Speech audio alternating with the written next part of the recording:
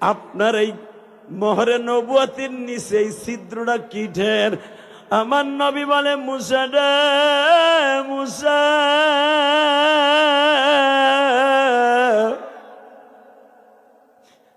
আমি আল্লাহর বাড়িতে বেড়াইতে আসার আগে, মেরাজে আসার আগে, আমি 1 মাস আগে আল্লাহর বাড়িতে আসার আগে তায়েফের মাঠে গেছিলাম।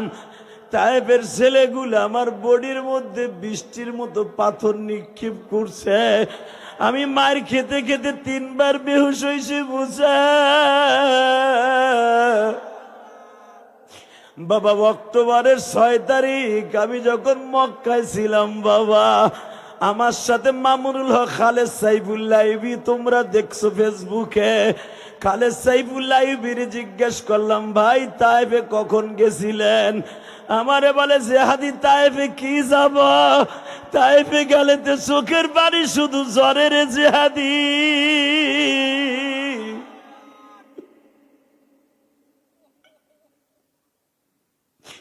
আল্লাহ, বগুড়ার দিকে একটু তাকায় দেখো, মাহারা সন্তানগুলি এখন চিল্লাবে আর কানবে।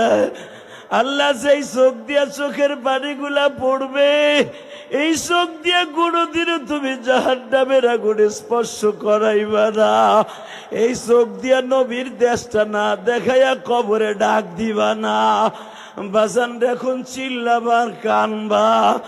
তায়েফের মাঠে যারা জীবনে একবার গেছেন গো বাবা, আহারে 1/2 কিলোমিটার রাস্তা আমার নবী, জীবন ভর এই রাস্তাটা নবীর স্মৃতি হইয়া থাকবে গো বাবা।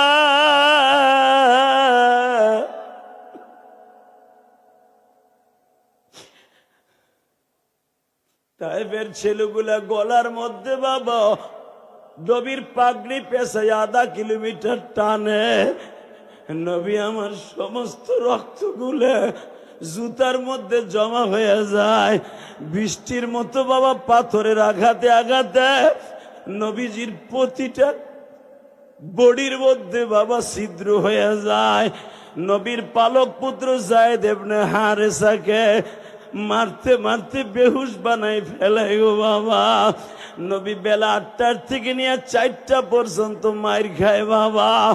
4টার পরে নবী আমার বলে, যায়েদ রে, তুই কি বেঁচে আসোস না মরে গেছোস গো বাবা?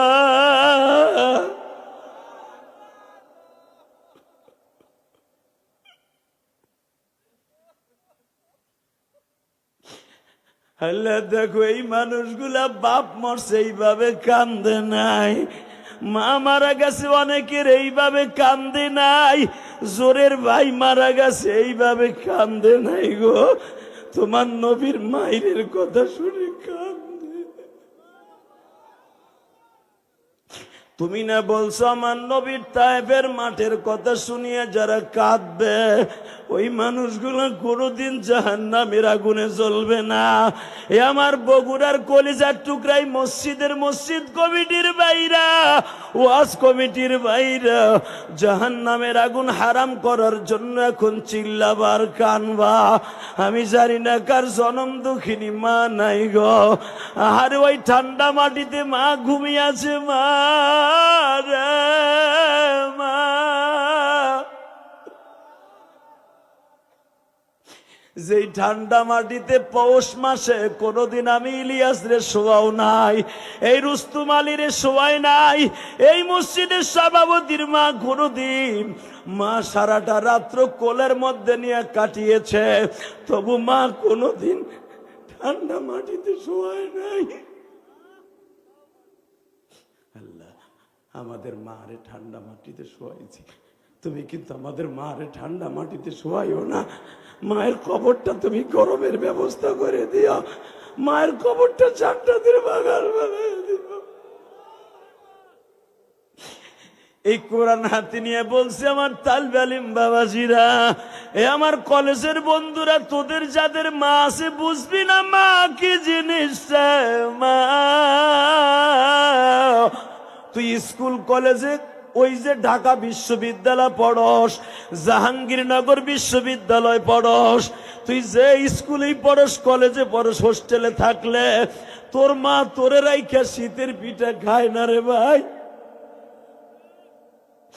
তোর মা শীতের পিঠা খায় না। ওই মায়েরে কোনদিন কষ্ট দিয়া বাবা জাহান্নামে যাইস না। যেই মা তোরে গালের থেকে বাইর করে খাওয়াইছে ওই মায়েরে কোনদিন কষ্ট দিয়া জাহান্নাম অবধারিত করিস না। আমার সাথে ওয়াদা দে, আজকে রাত 11:30 বাজে, 9:30টায় বয়ান শুরু করছি, 2 ঘন্টা হয়ে গেছে রে যুবক।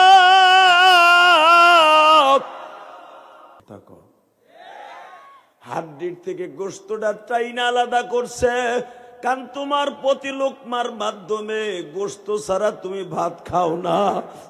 মা দাঁত দিয়া গোশত গুলা ছুটাইয়া ছুটাইয়া তোমার প্লেটের পাশে রাখছে, তোমারে দেখাইছে গোশত আমি খাই নাই, তোর লেগে রাখছে। ঠিক না দাদা ভাই? কথা বল কলিজার যুবক ভাই, কথা বল। এই তোর মা তোর সামনে গোশত দাঁত দিয়ে ছুটাইয়া গালে দিয়ে আবার চাবাইয়া গুড়া করে রাইখে দিছে। কেন? আমার কলিজার টুকরা আব্দুল্লাহ গোশ ছাড়া ভাত খায় না। মা ইচ্ছা করলে 1 টুকরা গোশ খেয়ে ফেলতে পারতো, মা খায় নাই। যেই মা তোরে আমারে নিজের গালের গোশত নিজের গাল দিয়া চিবাইয়া ছুটাইয়া মাছের কাটার থেকে আলাদা করে তোরে আমারে খাওয়াইছে, নিজে খায় নাই, ওই জনম দুঃখিনী মা যাদের আজকে এই ময়দানের মধ্যে বাইচা নাই, তোরা তোমার আমার মতো দুঃখী এই পৃথিবীতে কেউ নেই। ঠিক না বেঠিক? ওই গোপালগঞ্জের জমিনে ঘুমিয়েছে আমার মা, তোমার মা ঘুমিয়েছে এই বগুড়ার জমিনে। তোমাদের এই বগুড়ার এই গ্রামের এই থানার গাবতলীর থানার জন্ম নিয়েছে প্রেসিডেন্ট শহীদ জিয়াউর রহমান, আর আমার গোপালগঞ্জে জন্ম নিয়েছে শেখ মুজিবুর রহমান। ভালো করে বুঝতে হবে, আমরা 2 দেশের 2টা প্রেসিডেন্টের সন্তান। শুধু একটা কথা শুনতে চাই, প্রেসিডেন্ট জিয়াউর রহমানও তার বাবা তার মায়ের কলিজার টুকরা সন্তান ছিল। আমি ইলিয়াসুর রহমান জিহাদিও মা বাবার আদরের সন্তান ছিলাম। এই রুস্তম আলী সাহেবও মা বাবার আদরের সন্তান ছিল। এই মসজিদের সভাপতি সাহেবও মা বাবার আদরের সন্তান ছিল। কিন্তু আমাদেরকে মা বাবা বড় করে দিয়ে আজকে দুঃখিনী কবরে শুয়ে রয়েছে। আমারে বাড়ি দিয়ে গেছে, গাড়ি দিয়ে গেছে, শিক্ষা দিয়ে গেছে, নারী দিয়ে গেছে, আরামে থাকার জন্য বিল্ডিং করে দিয়ে গেছে। আমার মা টিস্যু পেপারের মতো 5খানা কাপড়, পাতলা কাপড় শরীরে লাগাইয়া মাটির ঘরে ঘুমাই রয়েছে।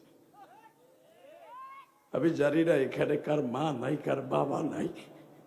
এই কোরআন হাতে নিয়ে বললাম, যুবক রে, এই টিস্যু পেপারের মতো পাতলা 5খানা কাপড় তোর মা আমার মা নিয়ে বাঁশ বাগানে শুয়ে আছে। জানি না আমার মতো কে বাসায় যে মা বলে ডাক দিতে পারবা না। তবে একটা তোমার সাথে ওয়াদা দিয়ে গেলাম, যাদের মা মারা গেছে তাদের জান্নাত আমার বিশ্ব নবীর গাড়িতে হবে, বিশ্ব নবীর গাড়িতে হবে। আল্লাহু আকবার জোরে বলতে হবে। এ কলিজার যুবক, ভালো করে বুঝিস, আজীবন ভালো থাকবেন। আর সাদার জায়গায় কালা বসাবেন, খোদার কসম, যে দলই ক্ষমতায় থাকুক, জনগণ না, এই যুবকরা পিড়ে নামাই হেলাইব। কথা বল না কেন? বাংলাদেশে যে দলই ক্ষমতায় যাক, ইসলামকে বাদ দিয়া, কোরআনের সংবিধানকে বাদ দিয়া আর ক্ষমতার স্বপ্ন দেখলে মিথ্যার শহরে বাস করা হবে। কারণ আমি যে দল করি না কেন, কোরআন আমার জীবন, নবী আমার জীবন, আল্লাহ আমার জীবন, ইসলাম আমার জীবন। আবার ইসলামের অপব্যাখ্যা দিয়া জনগণকে নষ্ট করা যাবে না। কোরআনের বিরুদ্ধে, আল্লাহর বিরুদ্ধে, নবীর বিরুদ্ধে, মাদ্রাসা মসজিদের বিরুদ্ধে, মুসলমানের বিরুদ্ধে যেই বদমাশ কথা বলবে আর জুতা দিয়ে সোজা করবো। কাকে রাজি আছো? আল্লাহকে 2 হাত দেখায় দাও।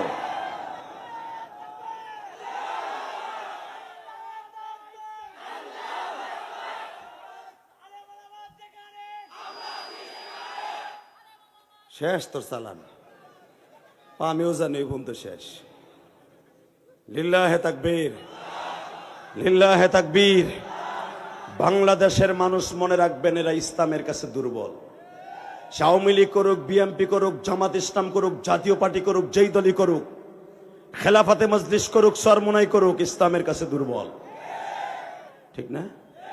তাকা ওইদিকে, এবার কোনো দিকে ঘাড় ঘুরাবা না, ডাইরেক্ট কোরআন। এই মুসলমানের পোলা, তোর নবীর দাম কত তাই দেখার, এই মাসটার দাম কত, এই মাসে একটা কাজ করবি, জীবনের সব গুনাহ মাফ হয়ে যাবে। যদি সঠিক তওবা করতে পারিস, গুনাহ কবিরাও মাফ হয়ে যাবে। হ্যাঁ তাকবীর। যেখানে সুবহানাল্লাহ বলার দরকার, ওইখানে তোমার নিজের ইচ্ছে বলবা। আমি ঠেলা গাড়ির মতো বলবো আর তুমি বলবা, ওটার নাম সওয়াব না, অর্ধেক কমে যাবে সওয়াব। ঠিক আছে তো? আমি দেখবো বগুড়ার লোক কেমন অ্যাক্টিভ। এখানে 19 বছর না 17 বছর ওয়াজ হয়, তা বলে দিলে লাম তারানি, পারবি না দেখতে, দেখার সিস্টেম নাই। বাটন ফোনেই কথা ক, পর্দার ওই পাশে না দেখকে কথা ক। মুসাফ পয়গম্বর কাপড়ে হাতটা দেন সবুজ হিসাব। আল্লাহ আল্লাহ গো, তুমি আমারে বানাইছো না, এই আল্লাহ তুমি আমারে বানাইছো না, তুমি পারো না এমন কোন জিনিস নাই। আল্লাহু লা ইলাহা ইল্লা হুয়াল হাইয়ুল কাইয়্যুম, তুমি সব পারো। তুমি যদি কও যে আমার ওই লেন্স নাই, ওই লেন্স দিয়ে তোমার দেখার ক্ষমতা নাই, তুমি আমার ওইটা লাগাই দাও। তুমি আমার ওই বাল্বটা লাগাই দাও আমার চোখের মধ্যে, আমি ওই বাল্ব দিয়ে তোমার দেখবো। ওই লেন্স আমার লাগাই দাও, তবু আমি তোমারে দেখবো। আল্লাহ আবার বললেন লাম তারানি, ডাইরেক্ট কোরআনের আয়াত, দেখতে পারবি না। চতুর্থবার যখন কই আমি না দেখতে যামই না।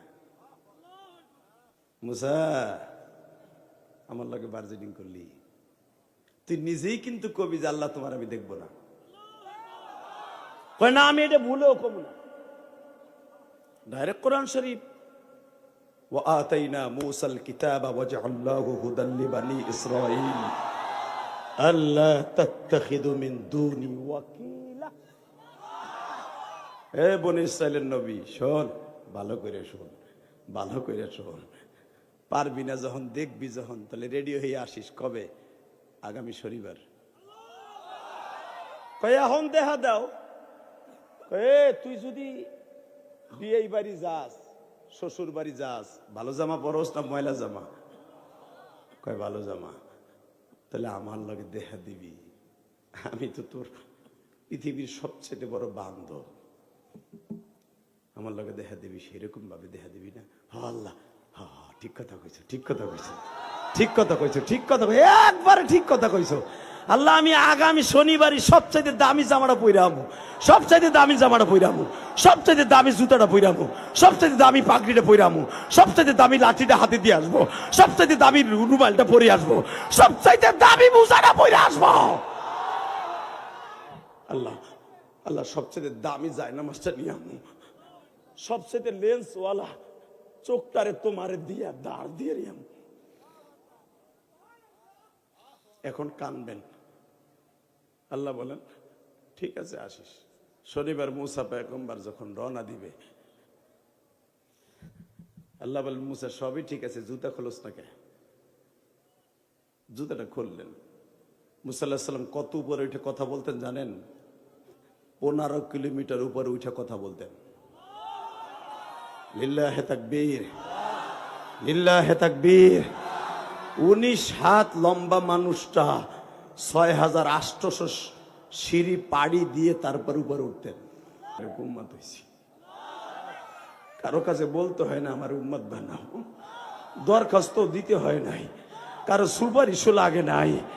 আমার মালিক আমার ডাইরেক্ট আমার মায়ের গর্ভ থেকে উম্মতে মুহাম্মাদি বানায় দিছে, আমার বাবাকে তার মায়ের গর্ভ থেকে বানায় দিছে, আমার পরদাদাকে বানায় তার উম্মত বানায় দিছে।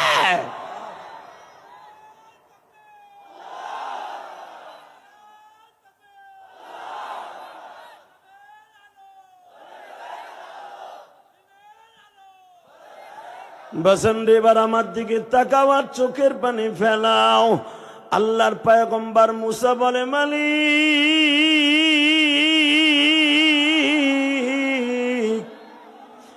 যদি ওই মানুষটারে এত দামি বানাও, আমারে তার উম্মত বানাও।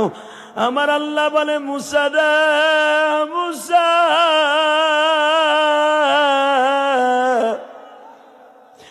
তোরে শুধু একটা কওমের নবী বানাইছি, তোর ভাই হারুনকে একটা কওমের গোষ্ঠীর নবী বানাইছি, তোর শ্বশুর শুআইব আলাইহিস সালামকে একটা কওমের নবী বানাইছি, তোর ভাইগনা লূতরে একটা বংশের নবী বানাইছি মুসা। তোর জামানায় অন্তত 1500-র উপরে নবী দুনিয়ায় বর্তমানে রানিং আছে। নবুয়াতি পার্লামেন্টে 1500 নবী দুনিয়ায় এখনো বাদ দিয়েছে। আমার নবী যখন আসবে রে মুসা, আমার নবী ছাড়া আর কোন নবী থাকবে না। মুসা আমি আমার নবীরে বলে দিব, কুল ইন্নী রাসূলুল্লাহি ইলাইকুম জামিআ।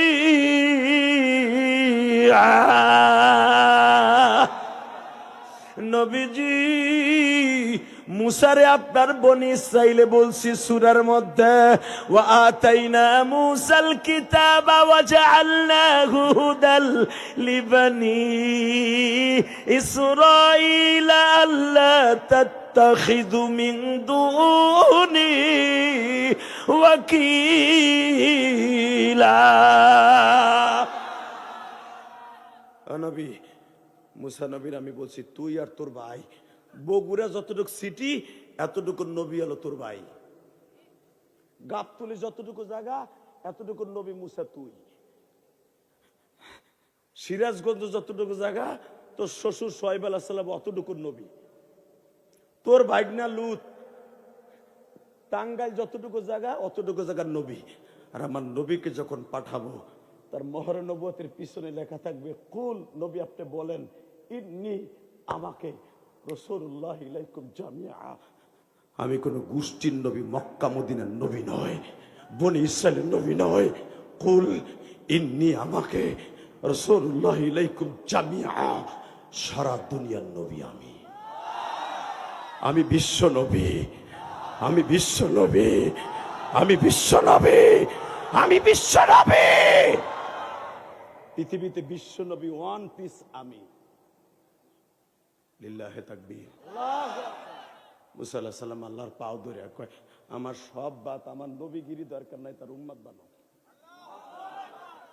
আল্লাহ আর একটা লোভ লাগাইলেন, রেডি? মুসা তার উম্মতের কিছু আলেম থাকবে, তাদের কত দাম জানোস?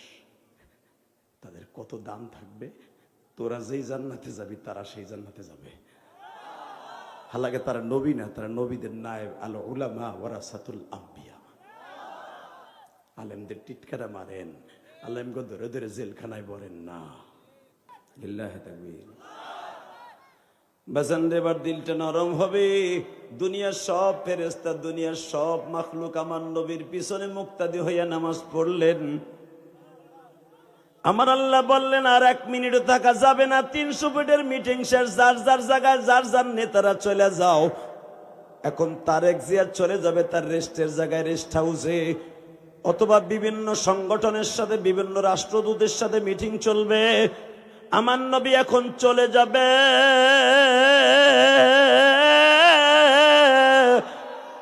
ডাইরেক্ট আসমান সফর করার জন্য চলে যাবে। মুসা পয়গম্বর তোমার আসমান 6ষ্ঠ আসমানে যাও, হারুন নবী তোমার 5ম আসমানে যাও, ইদ্রিস নবী তোমার 4র্থ আসমানে যাও, ইউসুফ নবী তোমার 3য় আসমানে চইলা যাও, 2য় আসমানে ঈসা ইয়াহইয়া তোমাদের আসমানে চইলা যাও। সমস্ত নবীর আসমানে চইলা যাও। আদম নবী 1ম আসমানে চইলা যাও। বাজান কোন নবীর সাথে কোনো কথা চলবে না, কথা হবে জিবরাইল আর মিকাইলের সাথে। ফিস ফিস করে আমার নবী বলতেছে, বুরাকে চইলা এখন কোথায় যাব? নবী এখন আপনার বাবা আদমের সাথে দেখা করবেন। 1ম আসমানে যায় দেখে বিশাল বড় শাহী সিংহাসন জুড়ে আব্বাজান বয়ে রয়েছে। আব্বা আসসালামু আলাইকুম। এবার আমার দিক তাকাও, জমিনের মালিক কে? মুসা, আল্লাহ তোমার নবীর পিছনে নামাজ পড়লাম, ইমাম সাহেব গেল কই? একটু কথাবার্তা কইতে পারলাম না। পারবি, সবুর কর। লিল্লাহি তাকবীর। গেলাম এত আশা করে নামাজ পড়ে, সব নবীরা গেল, সব মাখলুক গেল, ফেরেশতা গেল, একটু সালাম দেব তাও পারলাম না। তুমি কইতে কই লয়ে গেলে তারে রেস্ট হাউসে? রেস্ট হাউসে না, আমার নবী কাজ করতেছে। এইবার এত জোরে আওয়াজ দিবেন আপনার জীবনে দেন নাই। এই কোরআন শরীফের কথা। আমার নবীর আল্লাহ বলতেছে, মুসা এখন তার আব্বাজানের লগে কথা কইতেছে। ওয়ালাইকুম আসসালাম ইয়া আবি মুহাম্মদ ইয়া ইবনে সালেহ মারহাবা সালেহ ইয়া নবী মুহাম্মদ মুস্তাফা সাল্লাল্লাহু আলাইহি ওয়াসাল্লাম। এটা বাপে সালাম দিল, উত্তর দিলেন বাপে, আমার আব্বা আপনার আব্বা আদম আলাইহিস সালাম। বাবা কেমন আছো সোনা পাখি? আব্বা খুব ভালো আছি। হাসবেন না, এখন কানবা। যদি আদম আলাইহিস সালামের সাথে দেখাতে করতে চাও